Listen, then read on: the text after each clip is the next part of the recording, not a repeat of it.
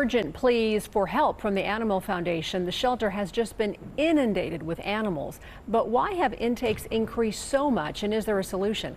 Heather Mills looks into the nationwide problem of overcrowded shelters and how every one of us can make a difference.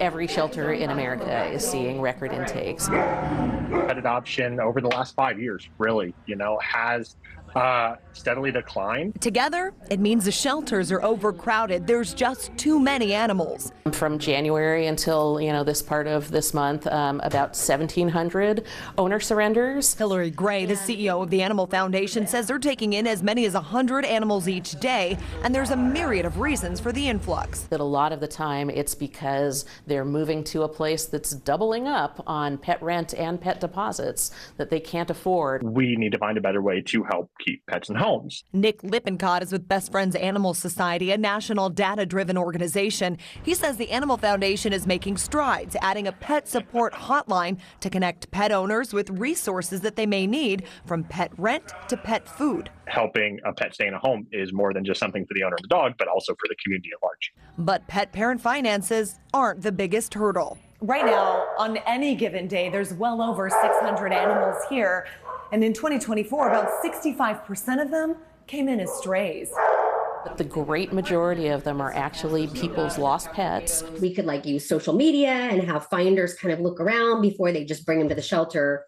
It might be better because just arriving at the shelter is a barrier for the animal to ever go home. Veterinarian Cindy Delaney with the UC Davis Court Shelter Medicine Program says most animals are found less than a mile from their home.